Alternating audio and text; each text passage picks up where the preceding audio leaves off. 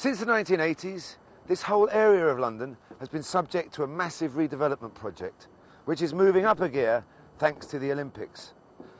And as you can imagine, though, these huge changes will produce some losers along with the winners, with some people fighting to preserve their way of life. Sadie 9 reports. Away from this somewhat bleak industrial area in Hackney Wick hides a little gem. Just across the River Lee is Manor Gardens Allotments. One might say it is a plot of gold. There are 80 allotment plots which provide enough food for over 150 families. I'm here to meet just a few of the people who are devoted to the allotments. And as it's Sunday, I'm ready for my Sunday lunch. But unlike most people, mine is going to be served here, al fresco, on the allotments. It's all thanks to plot holder Hassan and his Turkish cafe. Hi, I'm Hello. Sadie. Nice to meet you. Nice to meet you. Hi. This is a bit of a surprise. In fact, Hassan regularly hosts lunch for his friends in his rather unusual shed. This is so fresh. Has any of this been grown by you, Hassan? That plate you got it now there. Everything from the garden. And he did mean everything. The tomatoes, cucumber, rocket, chilli and even sorrel were all lovingly grown on Hassan's plot. In the 16 years Hassan has been working this plot, he has brought a little bit of the Mediterranean to East London. We got some olive tree there. That's unusual. And we got another tree there from Cyprus. Since he started coming to the allotments, Hassan has gained more than just a bag full of fruit and veg. He's also made lifelong friendships with the other gardeners. How long have you all known each other? I know the rich 15 years. Maybe Well, more. I've been here 16 years. When he first came here, I helped him to build his shed. We sit down and talk, we eat something, cup of tea. Reg is the real elder statesman of Manor Gardens. He started coming to the allotments when he was just a child, and he has seen many changes in that time. I started coming up here when I was about 8 years of age. What, you came up with your father, did you? Yeah. Well, I started coming up here before the war with him, and then during the war we got moved off of here, and the army took this site over. When I first started coming up here, it was all the East End of London people, dockers and all that sort. Reg can remember the man who made all this possible.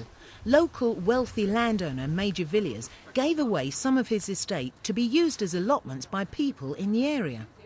He told us that these plots would go on in perpetuity. He said, you'll never be thrown off of here. You'll be here forever.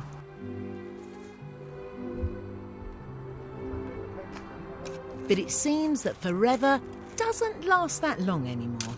It turns out that the allotments are slap bang in the middle of the Olympic site and are subject to compulsory purchase order by Olympic planners, the London Development Agency. The allotment site is at the heart of the Olympic Park that we're looking to develop, and obviously we're trying to assemble all the land to make that happen. Far from losing the plot, the gardeners here are happy to take on the LDA and stop their plans to bulldoze this site. The Manor Gardens Society are meeting to discuss the next step of their campaign. Well, they've got to be made to feel, I think, that it's going to be incredibly embarrassing if the first stage of this whole thing is the demolition of this place. It's not something that can just be picked up and plonked down somewhere else. The London Development Agency have offered them an alternative site, but moving locations isn't as simple as it sounds. They want us off of here by March, so we can't plant anything now that we would want to harvest, let's say, around March and April time.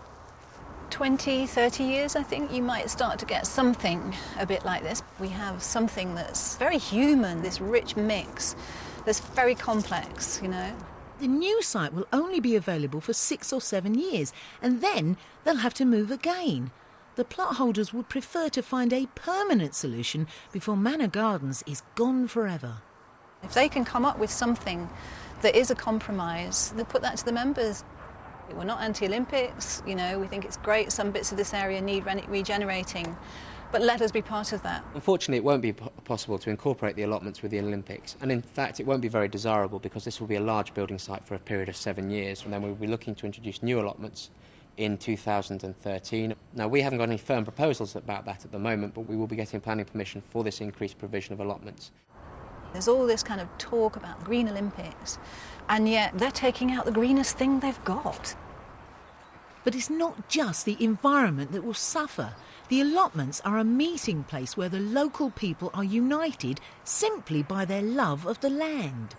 They told me these allotments were possibly threatened, a bit precarious. And I just think it's so important socially, because the casual meeting, somebody may be a bus driver or an architect or whatever, and then they will have this common interest, you know, which unites them.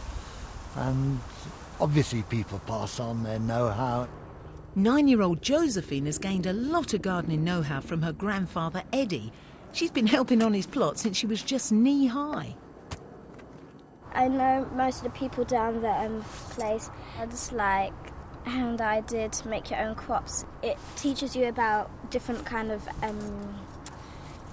food and what kinds are they, from like different potatoes and normal potatoes. And I think it saves a lot of money growing your own crops. I'm fascinated. Can I have a go? Can I help at all? Yeah, of course, yeah. Oh, brilliant.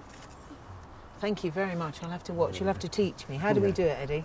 Normally we use a fork, but put the fork not here at the moment. Right, I'll have a little go, shall I?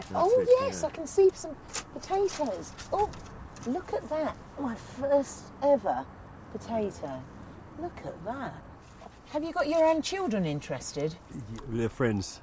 They used to come over every weekend, and like on a Friday night, they all says, you know, some night, 6, 7 of them, they says, are we going camping tonight, like, you know, spend the night here? It's like one big family. Like one big family. Now, it sounds to me like with the barbecues and with the sheds and with the tree houses, these are more than allotments. Yeah. This is a way of life. These are your gardens.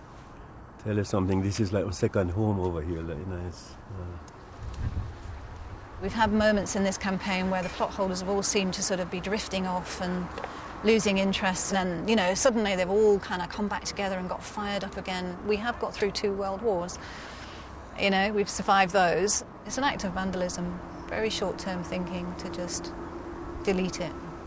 These people have shown me that it's much more than fruit and veg which is being cultivated here. It's the friendships between the allotment owners. And these, as you can imagine, cannot easily be uprooted and replanted elsewhere, any more than Hassan's beautiful fig tree can be. So I'd like to take a moment and enjoy this calm and beautiful place and raise a toast to all the Manor gardeners. May your future be fruitful, whatever it brings. Cheers.